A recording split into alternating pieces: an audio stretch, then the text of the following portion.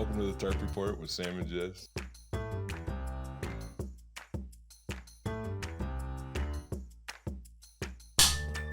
Tick tock, tick tock, tick tock. Welcome to the Tarp Report. You said, I'm not fucking around. I'm just going to do it. I didn't fuck around. I did really good. I know. I'm just wondering why you're not fucking around. I'm not. Why? I'm a straight shooter these days. Oh, you think so? Yeah, I've changed. What happened? I'm honestly, I was going to talk about this a little bit later, but I have like this weird like writer's block thing going on right now. Oh, no. Yeah, it's really strange. I don't necessarily feel like yesterday I woke up and I said, ooh, I'm in a mood. Like this isn't a good mood. I was just in a bad mood. I don't know why I don't know why I can't just say I was in a bad mood. I said, no, this isn't a good mood. It's what kind of mood is it? Yeah, and it took me, I think you talked to me right before when I was on my way to the gym, and I sat in the parking lot of Planet Fitness on the west side. And by the way, Planet Fitness, you should sponsor me or I'm never going to say your name again. And me, I love Planet Fitness. I'm a fantastic member of Planet Fitness. Yeah, she goes there and does her workout all the time. No, I go there and tan. I know. That's what I mean by your workout. I work out the lights. Yeah, you're in the tanning booth. Yeah. You're working up their electric bill. Why can't I not talk? No, this is woo. It's bad. Yikes. Yeah. So I'm in the parking lot and I'm like, everything sucks. I'm sad. Why? I don't want to work out. I don't want to do my social media. I want to do boring comedy stuff. And then I remembered that this is like the cycle thing that happens where basically like I had a really fun weekend of comedy in Eugene, had a great Thursday night at the Comedy Bar. Which we thought was going to be, we were talking about 25. Yeah, we had 25 pre-sales, and then the day of... Thinking that when you were like, oh, it's good, I knew it was going to be fine. No, I know. That's what I'm saying. That's what I'm saying. Yeah. And we were like, you know what? That's going to be great. That's going to be great. And then it ended up being what? I think, didn't we get 90? over something like that? Yeah. Which is insane. Yeah, it was wonderful. Especially on a Thursday in Capitol Hill. Being able to draw like that is really cool. And, I wish, because I didn't know your bouncer, the door person you got, but I really wanted to know like what worked, like what got so many people out or whatever. But going back, we'll talk about that in a second. But like, I'm in the parking lot, and this is what's beautiful about my life and kind of where I'm at right now is the minute I was like, oh yeah, you feel shitty because you had such an awesome weekend and now you have to just do regular life stuff. The minute I realized that, like I've been like fine. Yeah. But still kind of like, like not really. Right, because you just said. Feeling creative. I'm not in a bad mood now. And once I realized that, I felt a lot better yesterday. I actually got a lot done. I didn't have like a bad day yesterday. I just had like a bad mood in the morning. And today, I actually feel pretty good today. Yeah. Damn. Yeah. That's good. And I think that maybe I'll figure out by the end of the podcast, like, I already feel like I'm getting my mojo back a little bit. Oh, I can see it. I can see it. Yeah. Like finding its way. You're starting to wiggle. Like, oh Christ, here it comes. Baby. I know it. Yeah, you're such a child. Baby. I'm like, I get to do a podcast with Jes. This will be fun. Really? Because you're like, oh, I love doing a podcast with you. I really do. I know. It's really great. Yeah, it's fun. It's like, I don't know. It's not therapy because you make me feel worse about myself. Well, that's. I want your money at therapy to be worth it. Yeah. I talk to my therapist about you sometimes. Do you? Yeah. In like the best way. You're like, I talk about terrible. like the shape of things. Oh, I remember. Oh, you do, yeah, about everything. Yeah, we haven't had a big. Yeah, I blame Trey. To do lately.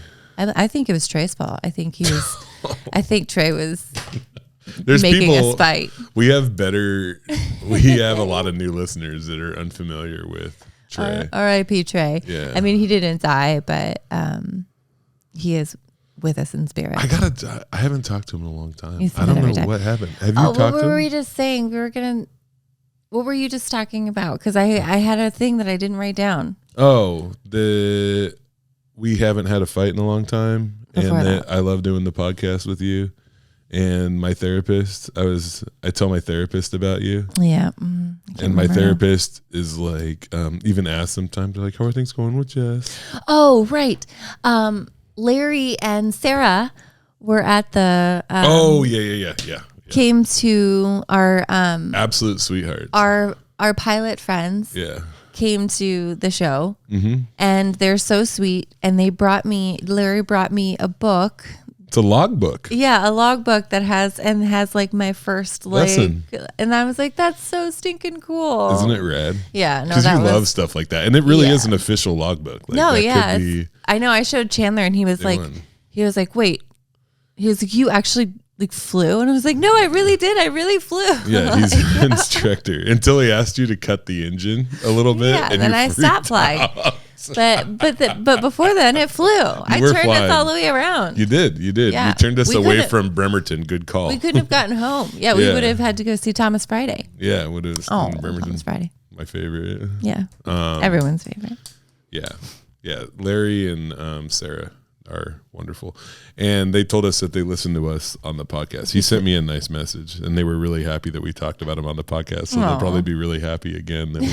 No, I just thought that was so sweet, and like it genuinely, like, yeah, I thought that was just like so thoughtful, and like I don't make those kind of connections like you do. Check this out, right? Think about how this transpired from beginning to end. Okay, right. This all started with me getting off my flight from Texas and having a pilot recognize me, right? And then me being like, "Hey, he was like, I like your comedy." I was like, "I like your airplane." Yeah, and I was like, "You fly little airplanes?" And he was like, "No, but I still like your comedy." And then I put on that interaction online, and then I get a message from Sarah, who's like, my husband's a pilot, and then I talked to him, and then I talked about it on the podcast, and then you talked yourself onto the plane, sort of. I pushed myself onto the plane. Sort of. I probably would have been into bringing you, and then you go on the plane, and then everything.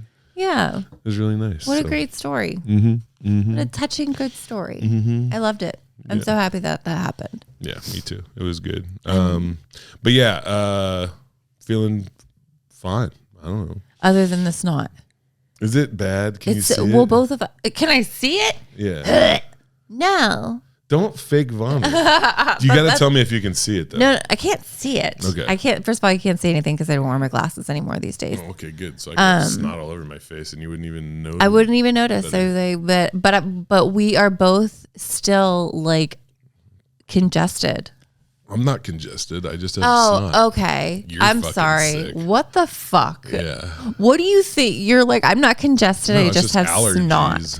Yeah, it's just like a little bit of allergies. I just need to call it. I just need to call it out because like I noticed it, and now I'm like, oh my gosh, I wonder if people like take a shot every time Jess snots. Oh, dude, you're projecting. Just 'cause I know that's like what I just said. Yeah, I'm doing better, but then you got sick. Yeah. Yeah, you got real sick. Yeah, I got sick. It was not good, and I did not have time to get sick. How sick did you get? Was it crazy? No, I mean, I didn't have to I think I took a day off work. Yeah. Or left early or something like that, but like not not the worst sickness that I've had, but like there was just too much to do and I was sick. Oh man. And so it was hard to tell because I was not feeling good. The auction was coming up. I'm doing this headlining show and it was just a lot. Don't have a car. I don't have a car. Yeah, still no car. Oh my God. Just what? Tell me, don't just make that noise. Nobody knows what you mean. Nobody knows what you mean. Yes, they do. Yes, they fucking do. That noise is relatable. What's going on? Anybody who has ever been fucked knows that noise. Some people really like being fucked. I've made people make all kinds of noises. My car, Meineke still has my car. They still have it. There's nothing new to report. Literally, corporate called me and they told me that it was a GM issue, that they will not deal with it. I was like, are you fucking kidding me? And I literally said that. And like, I was like, are you fucking, and she's like, ma'am, if you're going to fight with me. And I was like, she was like, if you're going to fight with me, I'm going to hang up. And she was like, are you going to, and I was like, but if you're telling, you're not, this has been weeks and and corporate is calling to tell me that there's nothing that they can do. Yeah. Are you fucking kidding me? Yeah. She's like, ma'am, if you're going to continue, she's like, are you going to continue to fight with me? And I was like, I don't know.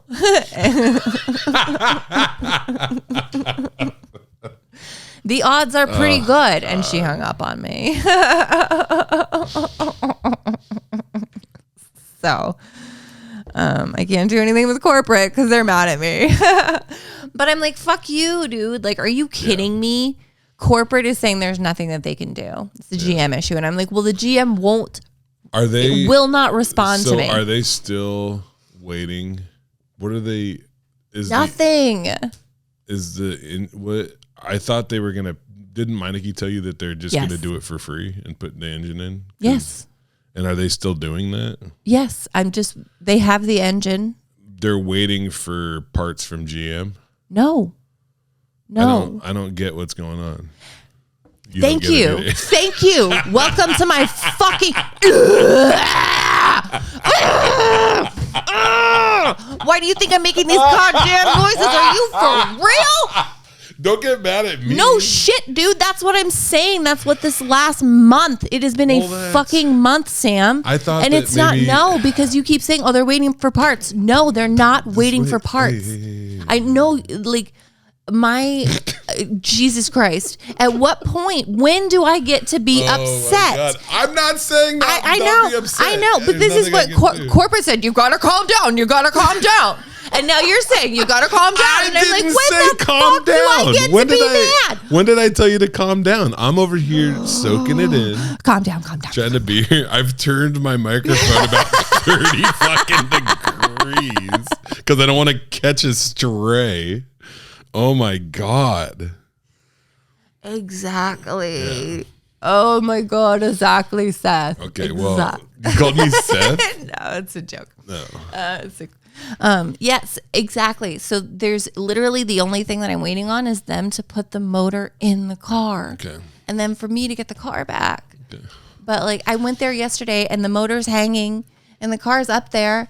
It's hanging by like a noose. And it's just like, hey, it's just like the motor's like hanging, the car is hanging. Like, and I go over there and I'm like, hey guys. And they fucking hate me. They hate me so much. Like they don't want to see me because it's just like, I know what's happening. Like I am assuming there's just, it's like, we talked about it. It's like such a big job that I assume they just keep pushing it off. Yeah. And like pushing it off. But I just don't understand why.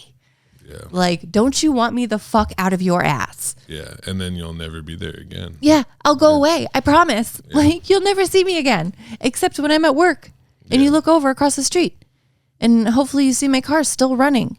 Yeah. Oh, I hate them. I hate them so much. Yeah. I just want my car back. That's it. Oh, I know. Even the GM who told me that he would respond. Oh, wait. You said GM. Oh, see, this is where I got confused. Is I thought you meant General Motors. I thought you meant that you were talking to the general manager. General manager. Okay. Yeah, which would make less sense because it's a Volkswagen.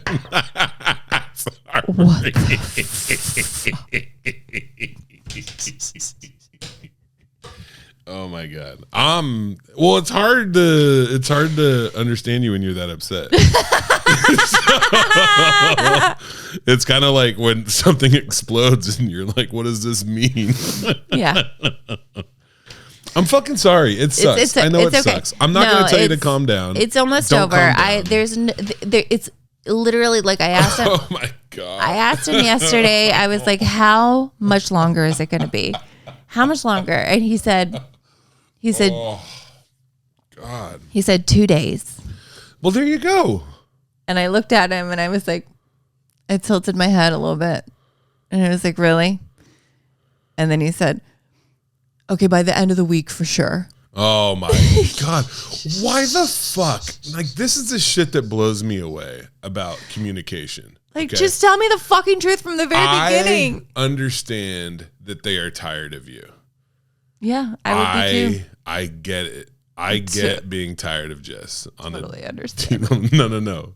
I'm fucking with you, but I get it. But the thing, I think this kind of brings up like a bigger problem with the way people communicate is it feels really good to tell people the thing that they want to hear. 2 days, it feels better. So let's end it here. Ask me when your car is going to be done. When do you think my car will be finished? 2 days. Oh, that's nice. Yeah. That's not bad. Okay, now ask me again. When do you think my car will be finished? I'm sorry, but it's going to be by the end of the week, but it'll definitely be done by the end of the week. Oh, by the end of the week. Okay, now imagine that I just gave you the first answer, and now we're 2 days away. Okay? Yeah.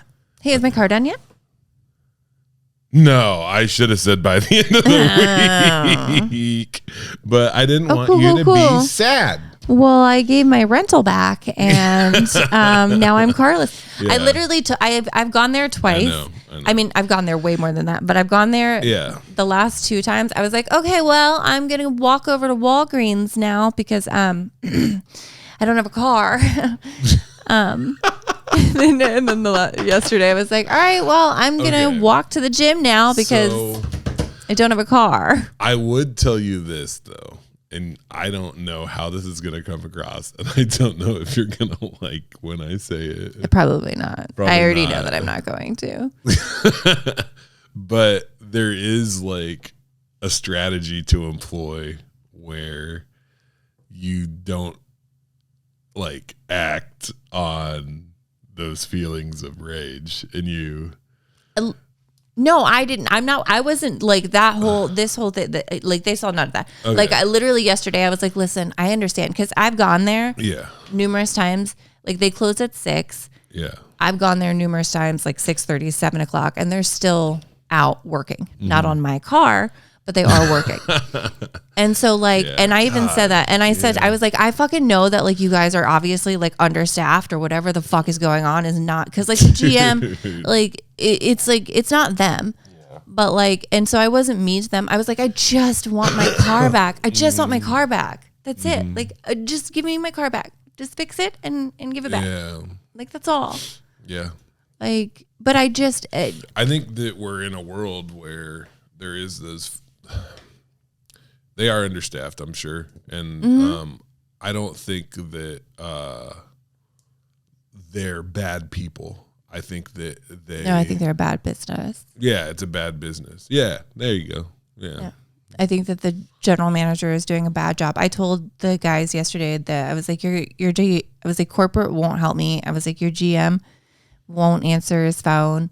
And they were like, yeah, that makes sense. I'm like, okay. They were like, just keep emailing, just keep calling. I'm like, okay. Yeah. That's what I was like, that's what I'm going to keep doing. Cause I just want, I'm not going around yelling at people. Okay. I know. What I'm saying is that if we're going to look at this in like the best way, if I was in your position, what I'm going to be trying to do is figure out like what I can't have control over. And then trying my best to advocate for myself and do that hard, and then trying to let go after that. Right. But I get that every morning you're waking up and you're in a way dealing with a new situation because now it's been this long and now it's been this long and you've been told this and you've been told that, you know? So it's like every day you're having to do this exercise of like, trying to figure out what you do and don't have control over. Well, I just wish that like, and I can't control a person, but I just wish that if I had some sort of like, hey, I'm so sorry. Like this is, you have a right to be upset. I am so sorry. Like, this is insane. This should not have happened to you. This is why this happened to you. And, or not that it happened to me, but like this, whatever, like this is why we're in this situation. Some sort of explanation.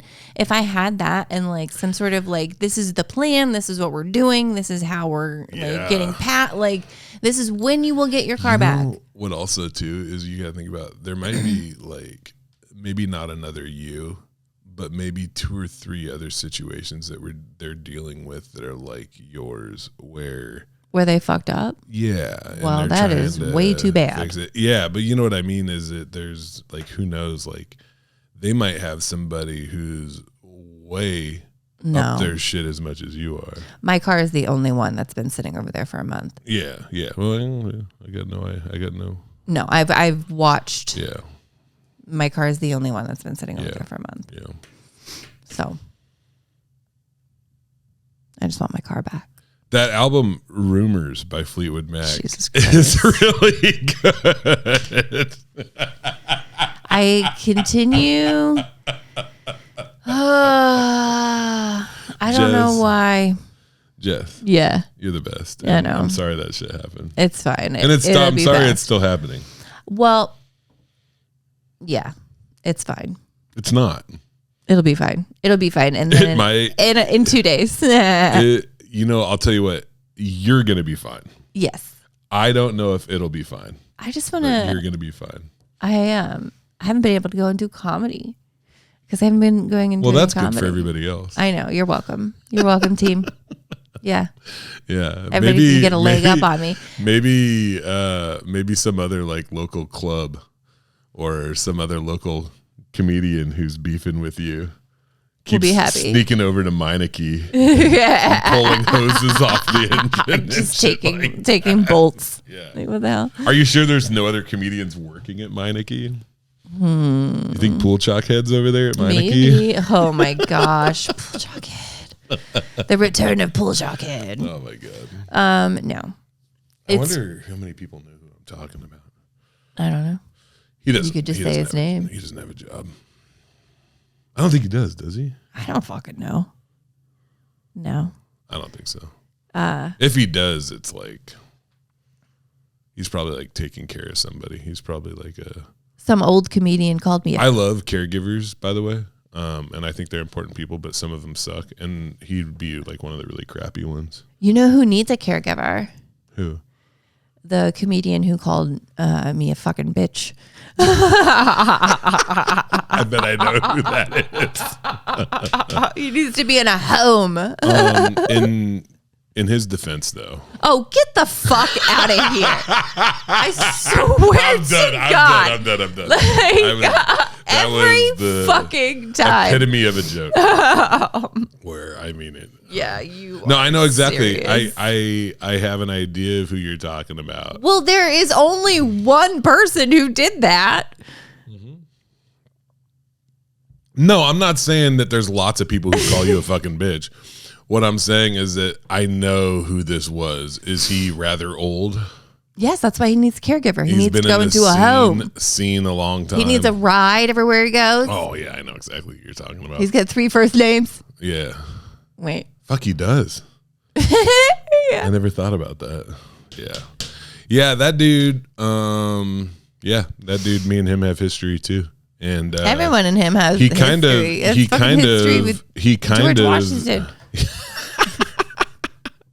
He kind of buried the hatchet with me, but his ongoing behavior and how he treats other people in the comedy scene, women specifically. Yeah. Oh yeah. My relationship with him is non-existent. It's just he did a really half-hearted apology for legitimate, like, hurtful things that he did to me. Not just like whatever. No. It was a long time ago. Oh. It was right when I first started headlining. This dude was emailing venues. I told you what he did to me. I've never talked about it on the podcast, but basically what happened is that I would post on Facebook, hey, I'm performing at this place on this date. One of them was in Yelm at a place called the Quarter Mile, which I think is still there. And there was 2 women that were producing shows at the Quarter Mile. They're no longer friends anymore. That's not that shit exploded. But I go there to perform, and they were like, hey, what's up with you and what's his face? He emailed us and told us that we shouldn't let you headline. And I was like, what? And then they told me who it was. So this is what he was doing, right? Is that he would find venues that I was performing at. Yeah. And he would email the venue and he would go, hey, I'm thinking about booking Sam Miller on a show. Have you seen him perform? And if they said yes, oh yes, we've seen him perform, he's great, they wouldn't hear anything back from him, right? Mm-hmm. But if they emailed him back and be like, no, this is his first time, but he's come recommended, what he would do is he would email them back and be like, oh, usually I wouldn't do this, but I care about small businesses. And I talked to another couple venues, and they both said the same thing, that Sam can't headline, and he's actually a really bad comedian. And he's essentially a con artist. He was calling me a con artist. Mm-hmm. And then what he would say, he'd go, usually I wouldn't do this, but I am available that night. I can't, if in a pinch. Listen. And so I found out, I know he did it at 2 different venues, and those are the ones I found out about. And I very well might have lost shows. Yeah. You know, and I wasn't working a lot of clubs or anything like that. I was, you know, I wasn't full time yet. But definitely taking money. Oh yeah, for sure. And also taking opportunities away. And then my favorite part, I called him out, right? Like he blocked me on Facebook a long time ago, and I'm still blocked, which is funny because he messages me on Instagram and stuff like that sometimes, and like he has my number. For a ride. Calls me, no, I don't give him rides. Doesn't mean he doesn't ask. He doesn't ask. I called him. I had his number, and I told him, I was like, "Hey, you need to stop doing this. Yeah. I know you're doing it." And at first he denied it, and then he was like, and then finally I was like, "Dude, don't do the thing where you just say you're not doing it when I know you're doing it." Like, I've talked to 2 separate venues that said you did the same thing, and he goes, "Well, I don't feel bad about it because you shouldn't be headlining. You are not ready." You know, and he might have been, honestly, like, I was a newer headliner. Like, yeah, I probably wasn't. Nobody's ready. You know what I mean? Like, nobody's ready. We'll talk about you in a second. And not like that. No, I'm not saying you weren't ready. But anyway, I told him, I was like, if you don't stop doing it, I'm going to talk about this publicly. Like, I'm going to name you. I'm going to name the venues. And this is after I got a big online beef with like a local comedy club. And I was already, like, my name had a lot of heat on it, and I lost a lot of momentum. Yeah. Like, that shit really hurt me in my career. It still hurts my career to this day. Like, I'm still dealing with the effects of it. But he told me, this is my favorite part. He was like, he goes, "Sam, if you do that, that's going to make me look really bad, but it's also not going to make you look very good either." And I was like, "Bro," I'm like, "I used to smoke meth and fight cops. I'll fucking do it right now." Like, I was like, I don't give a shit. I've burnt down my life before. And like, I am nothing if not a man of my word. I am not a coward. I will wreck this shit right now. And he was like, "I'll stop." And then he stopped, I guess. So, but yeah, I know he's beefing. Yeah, he's specifically cruel to women. Yeah. And specifically cruel to newer comics. And he brags about how he gives people opportunities, but the people that he's giving opportunities for are people that just need rides. So, or no, they're just the people who give him rides. Give him rides. Yeah. Because he can't drive anymore. I don't know. Part of me, you're going to hate this part. Part of me still feels bad for him because he's dealing with like some pretty severe disabilities now. And comedy has kept moving, and he's stayed in the same spot. So, yeah, he'll be fine. Yeah. What are you looking for the message? Huh? No. What are you looking for? I got a text Dane. I forgot. I didn't tell Dane that we were recording. Oh, really? Oh, yeah. You need a ride. Go ahead. You can. We didn't need it. I didn't think we were gonna like stop while I was trying to do it like I was trying to do it like discreetly, not like we didn't need to pause the podcast so that I could. It doesn't matter. You killed the vibe. we were having a great podcast. We were. But I was just like, I gotta just. No, it doesn't matter. It doesn't matter. You got to headline, and I want to talk about it. Speaking of people who shouldn't be headlining, and hey, look at me real quick. Yeah, I was really joking. Like, I'm glad that you got that opportunity. Yeah. No, I know. It's my second time. And yeah, you did Salem. What? That was like less than a year ago. That was like 6 months ago or something like that. No, it was probably longer than it was. I bet it was about 6 months ago. way longer than that. Okay. I think so. It was way long. 6 months ago was, I don't know. Anyway, I have no concept of time. And so, but it was really great. It was at a brewery, which is like, tough. Was there a decent crowd? Yeah, there was a good crowd. Good. But I did my sugar daddy joke. Yeah. And at one point I did a joke, and then it was crickets. And I was like, is it the one with the blowjob? Yeah. See, and I wouldn't have done it. I know that room, and I know that. Oh, I knew it wasn't going to work. Yeah. But why'd you do it then? To see. Maybe they surprised me. You know what? You know what's funny is if you told me, like, I would say, yeah, that joke's not gonna work there. Yeah. But you have so much other stuff now. You have this big chunk you did. When was the shit? Oh yeah, at Comedy Bar. I know. But it's hard when you got to do that much time. Right. And so I was like, you have to empty the chamber. And I'm like freaking out. And I'm like, no, it's part of the thing. And but there was some stuff that the comedians before me did that because it's not, the blowjob joke is not like the worst. It's they were talking they were talking about super sexual stuff before me. And so I kind of gauged it, and I was like, and I even asked another comic, I was like, do you think I should do it? And because they know the bit. And I was like, do you think I should do it? And they were like, yeah, it's fine. Who did you ask? Huh? Who was it? My mini-me, my love, my sweet, sweet angel Nasil. Oh, yeah, Nasil's great. And then as soon as it was crickets, I was like, Nasil. Did you say it on stage? It didn't work. Did you say that on stage? Yeah. That's so funny. That's probably the best way to deal with that. It was just crickets, and it was fine. So that joke, if you don't pay attention to the setup, and a lot of times half the folks aren't going to pay attention to the setup. Yeah. And a lot of times those are going to be your biggest laughers, or like those folks. Like, if you don't pay attention to the setup of that joke, it comes off like really. Well, I also I didn't sell it perfectly because I kind of pulled back when I did it, and and so, but there was also a small child in the front row.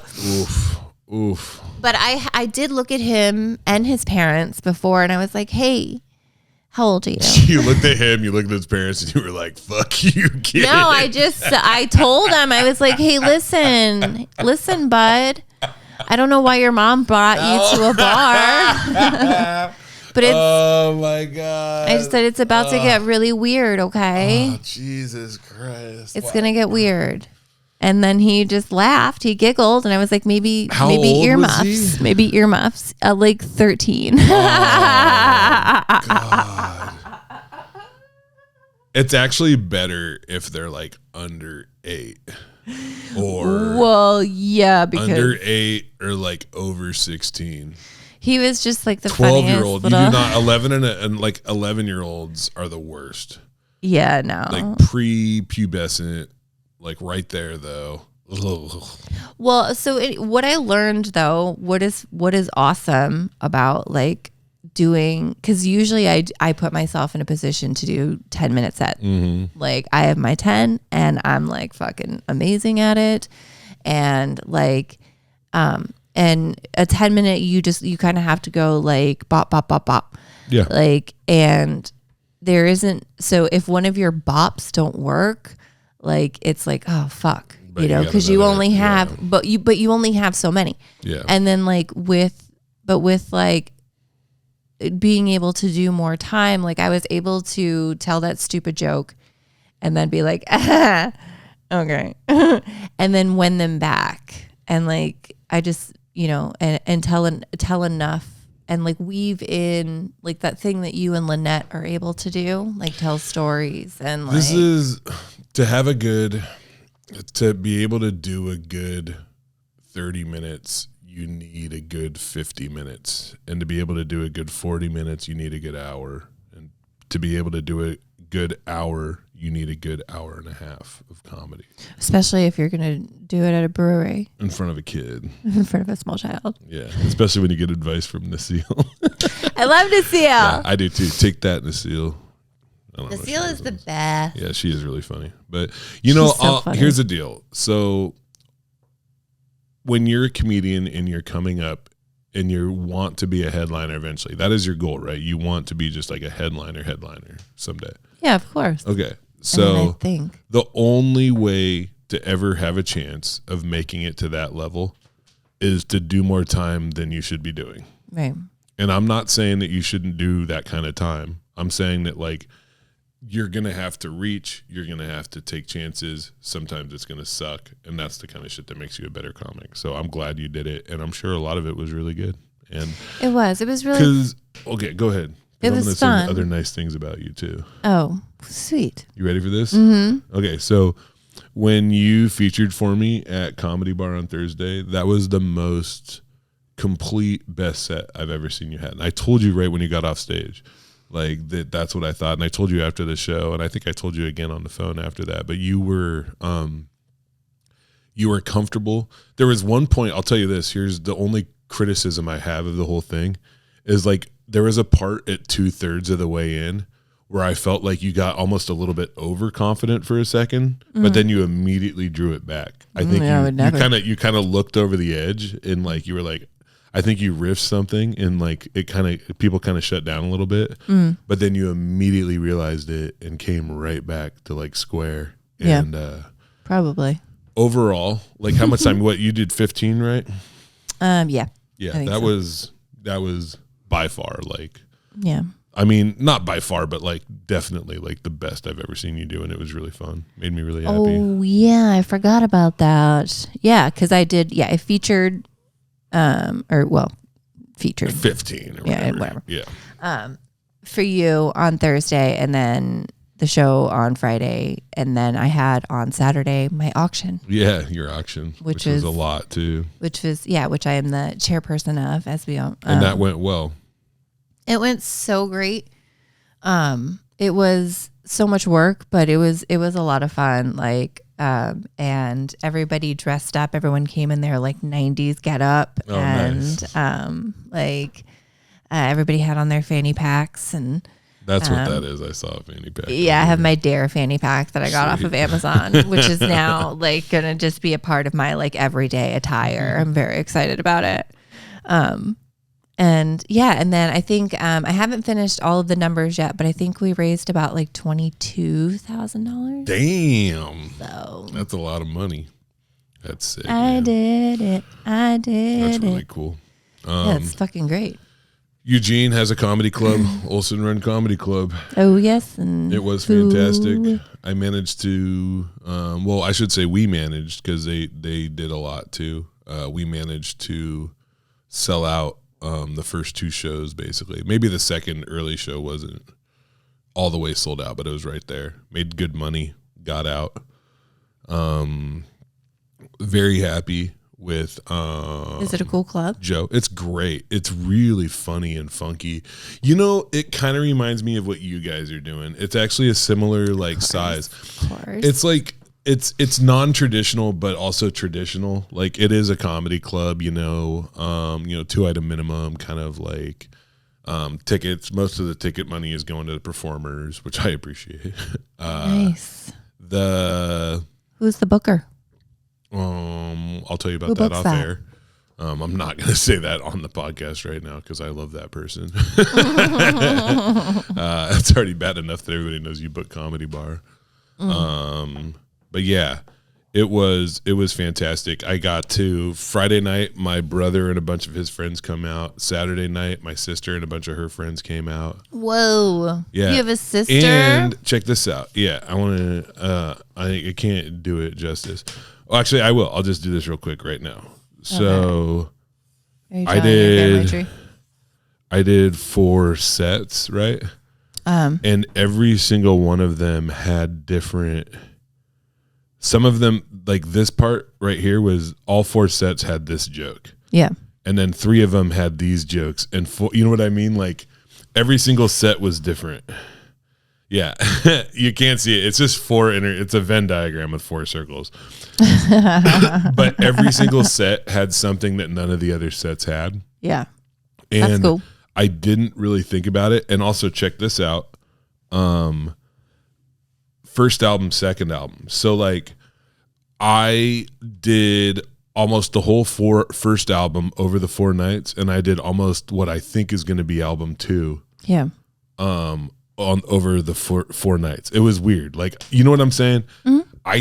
I probably did over those 4 shows, I probably did 3 hours of material over those 4 shows. Okay. Right. I did riffing, I did crowd work. It was like my most complete weekend. When you say a weekend at a comedy club and you do 4 shows or 5 shows or whatever that weekend at that comedy club. Yeah. Like that was my most complete weekend ever between all 4 shows. None of them were bad. The late shows were kind of funky. I had to deal with this weird lady. You would love this. Had a weird lady in the front row. Yeah. Late show first night. Her boyfriend is a big fan, but she obviously didn't want to be there. Mm-hmm. And it started out with her like kind of like some heckling, like, but I just railroaded her. I was like, I'm not going to deal with you because you're not, We're not doing this. Yeah. You might be loud, but you're a coward. So like you're going to stop. And you might be loud, but I'm louder. Yeah. And the show kind of kept going, but I could see her just like, she's not interested. Like her arms are crossed. She's like looking around. I'm like, what are you looking at? And then I was like 35 minutes in. And usually I'm going to do like, I'm always going to do 45, and generally I fall at 50 is where I like to be. I think that's a good length for a comedy set. And I'm probably at 40 minutes. Like I'm getting ready to close her up and got this big pop, like a big laugh, probably the biggest laugh of the night. Yeah. And right when that laugh hit, I shit you not, in the front row, she stood up, right? And like nobody else could hear her because the laugh was big enough. But she looked me right in the eyes and she was like, I want to go home. Aww. She was really not having fun. Was she drunk? Oh, yeah. Hammered drunk. She was drunk when she got there. But yeah. Love that. It was cool. The second album, there's a good chance Dan is going to fly in here very soon. Nice. He's going to fly into Portland. We're not filming I don't want to talk about the place. I told you before the podcast, I want you to keep that quiet. Super secret. Oh, the place that I was talking about. One place. That one place. We're getting ready to record the second album, and we're going to go out and look at a theater. And it's not in Portland. I would not record my album in Portland. I love you, Portland, but I wouldn't do that. And I remember. Now you know. Yeah. Now you know. So yeah, Jes hates it there. But I don't know. I have a better history there than Jes does. Yeah, it's pretty cool. So it's been good. Oh, dude, I wrote jokes too. Let's go. Yeah, let's do it. Okay, good. We got to wrap this up. Dane's waiting for you, even though I could have given you a ride. He's not. No, he's not. Okay. Oh man, I did it. That was really awesome. I registered. Okay. For what? The corporate gig that I was complaining about a second ago. They're bad. They usually are. Yeah. Well, maybe they're not terrible. All right. I got to do my theme song. I wrote some jokes for Jes. They're not the best, these jokes, but Jes has a lot of hope, especially for her car. I don't know. Joke number 1. I do yoga alone, which is good because if anybody else was there, I'd fart on them. That's pretty good. That's just what would happen. It's a joke, though. It is. Sometimes people are like, it's not jokes. And I'm like, then why do people laugh? But only you laugh. Well, that one. And I didn't even laugh at that. No, one. Nate says if you laugh, that's a joke. Nate does? Yeah. Oh, great. Thanks, he said Nate. if it makes you laugh, then that's one person. All right. Joke number 2. Chickens can't fly. That's why I don't feel bad when I eat wings. I know you like that one, huh? Poor chicken. Yeah, I know. It's sad. It's such a bummer that they're so delicious. I know. I actually was trying to write this other joke about how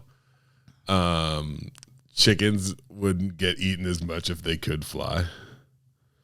Oh, don't worry. It's just a text. Okay. Joke number 3. I'm jealous of people that have foot fetishes. You get to see feet all the time. There's people at Target right now wearing sandals. I'm into nipples. I've never seen a nipple at Target, except on the sign, sorta. No. You never thought about that? It's inappropriate. What? That's why I always wear closed-toed shoes. You're so full of shit. I've seen your feet before. What? Ew. Yeah, I don't look. I don't care about them. Stop, dude. You're making it fucking weird. I told you I'm not into feet. Just move on. Joke number 4. How do you deal with that? Do you have any friends that you know are into feet? No. Like, if you have a friend and you know they just love feet, you just have to keep your shoes on all the time. Yeah, what? But then sometimes they're into that too, though. Like, Jax on Vanderpump Rules has a foot fetish, and he wants his girlfriend to like wear her shoes without socks on, so that they're like super stinky. I'm not that. I mean, people. That's what I'm. I don't know. I don't know. I don't think there's anything. I don't. It's no. There's somebody for everybody. Yep. I'm not gonna. There's a foot for every shoe. Shame you. Number 4. Joke number 4. If you want a more beautiful yard, you have to fertilize your plants. You should be happy that I got blackout drunk and took a shit in your azaleas. Wasn't that nice of me? That was really sweet. I really phoned that one in. Yeah. That sucks. It was a reach. Yeah, I just don't know if anybody who's like shitting in someone's yard would also be able to identify flowers. I do. Let's go. Let's go. I want to see. Oh. Are these your roadies? I just vomited on this rhododendron. Those are literally the only other outside plant that I know. Yeah, rhododendrons. That's all there are. Everything else is just variations on that. It's a tree. Oh my God. I fell into a rose bush one time in sobriety. I don't know why I keep flicking things. Stop it. Stop now. Sorry. Don't you hate it when you do fucked up shit in sobriety? Yeah. I fell off a ladder, and luckily it was soft, but I did land on a rose bush, and it tore me up. Also, I fell off a skateboard one time. I don't know why I was skateboarding. Yeah, but I actually liked that, which was weird because I was going through some weird shit. Did you get some road rash? I did, and it hurt really bad, but it made me feel really alive. It was strange. I was like, I just like needed like a like an adrenaline rush. Yeah, I needed something. I fell, but I was drunk though, off of the when I was trying to rope swing. Mm-hmm. And I remember you hurt yourself really bad. Yeah, really bad. I was in the hospital for 9 days. That's fucking crazy. Insane. Yeah. There was like a nurse who was like, they were just very politely just being like, maybe you should reevaluate like your relationship with alcohol. Because, I always tell that story about me and when I fell out of the tree and the doctor was like, Sam, I think this is like a wake-up call for you. Oh. And I was like, you're right. I was like, I got to stop climbing trees. Exactly. And you were like, I got to stay off these ropes. Yeah, I haven't rope swing since. Rope swing problem. Absolutely. Fuck that. I like this podcast because it had like ups and downs. It was a damn mess. It was a flow. It had anger. Just like our noses. Passion. Mine's doing good. Yeah. Yeah. Thank you for listening to the Tarp Report with Sam and Jes. Thank you, for real. I got to go pick up my mom at the airport, and I got to go hang out with Pat Moriarty, I think. Hopefully. Oh, Pat. Good old Pat. I really hope that the video is in focus. It might be. Fingers crossed. Yeah, we'll see. Anyway, you're the best. Bye.